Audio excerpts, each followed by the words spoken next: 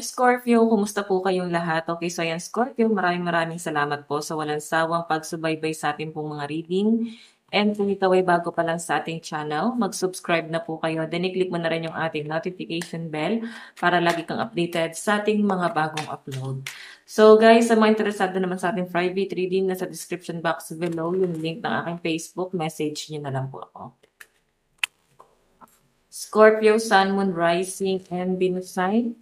Ayan, by the way, maganda pa rin na alam niyo ang inyong Sun, Moon, Rising, and Venus sign para sa iba pang guidance. Okay.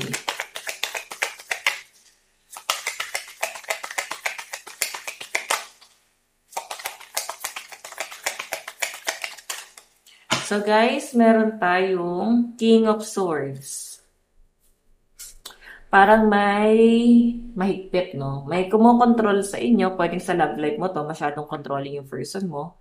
Masyado siya guys, nagiging mahigpit. Sabihin na natin, siguro takot siya, no? Takot siya na baka maiwan mo siya. So, kaya ganito siya sa inyo. Iba yung treatment niya sa inyo. Hindi mo alam kung hinihigpitan ka ba or kinukontrol ka. Basta mga ganon yung nakikita ko dyan, guys. Okay? Titignan pa natin, guys. Pero sinasabi dito, guys, mukhang magiging matalino ka this week. Okay, so tignan pa natin Scorpio. Scorpio, Sun, Moon, Rising, and Venus sign. Ganap sa inyo this week. Parang nahihirapan yung mga Scorpio dito, no? Parang feeling mo, may mga palpak kang nagawa. Tignan mo, ang dami mo nagiging realization dito. Yung mga nare-realize mo naman dito, ito yung naging daan or naging motivation mo ngayon, okay? Nagpapamotivate sa'yo. So, meron tayo Knight of Wands, baliktad pala yung card ko, no? Knight of Wands, so posible, no, na baka meron kang planong bumili ng sasakyan this week or yung iba sa inyo, baka may ibebenta sa inyo, isasan lang sasakyan. Or baka ikaw to magbebenta ng sasakyan. Kasi hindi mo na rin naman na kailangan. So, feeling ko kasi meron kang paggagamitan ng pera sa mga Scorpio dito. Okay. Meron pa tayong Three of Pentacles. So, ito guys, collaboration. So, nakikita ko mukhang marami kang katuwang. May mga tutulong sa mga Scorpio dito. May nakikita rin ako na baka may mga meeting, ayan, sa trabaho, no? Feeling ko may mga pag-uusapang importante sa trabaho, kung paano tataas yung sales, kung hindi naman guys, pwedeng sa business mo naman to. Okay? So, may nakikita na ako yung iba sa inyo guys, posible na may travel kayo abroad. Medyo nahihirapan ka sa relationship niya ng person mo. Sacrifice talaga para sa'yo. Yung ginagawa ng person mo para sa inyong dalawa. Okay? So, nakikita mo naman yung ginagawa niya eh. Parang siya yung mas nagsasuffer dito. Lahat ginagawa niya para sa pamilya niyo. And kung makita mo Three of Pentacles, ang kailangan niya lang is parang support mo para sa kanya. Meron tayong Six of Wands. Alam niyo, ito ha, medyo nape-pressure yung mga Scorpio this week. Kasi parang ang tingin sa inyo ng mga tao, mapera, successful. Ang tingin nila sa inyo guys, magaan yung pamumuhay mo. So, parang ang daming hihingi ng tulong sa inyo or posible nga guys na may umutang. So, yung iba sa inyo Scorpio, meron kayong problema pagdating sa family, meron kang pinagdadaanan dito, pero hindi mo alam kung paano mo susolusyonan yung problema mo ngayon sa pamilya mo.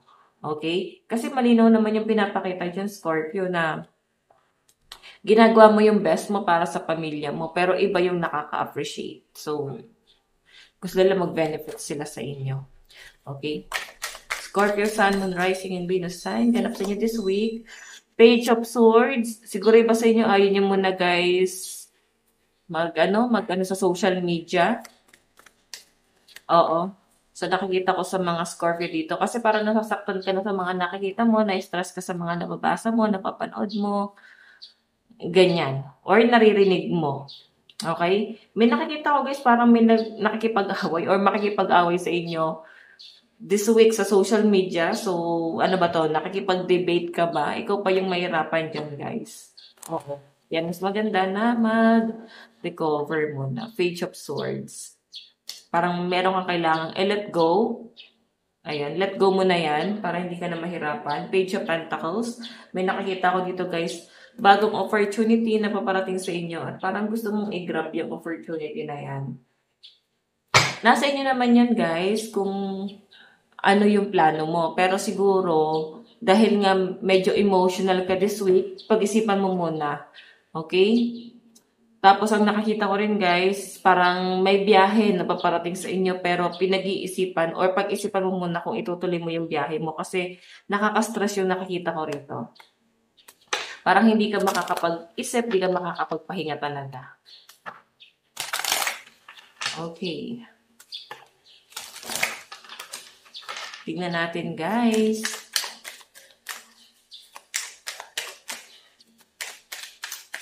Scorpio, Sun, Moon, Rising, and Venus sign.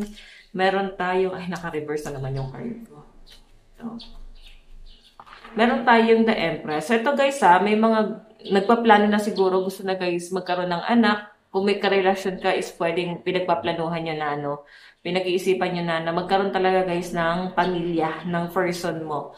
Yung iba naman dito guys na single, pwedeng nape-pressure ka, parang gusto mo na magkaroon ng pamilya, magkaroon ng sariling pamilya, kasi nape-pressure ka mismo sa pamilya mo.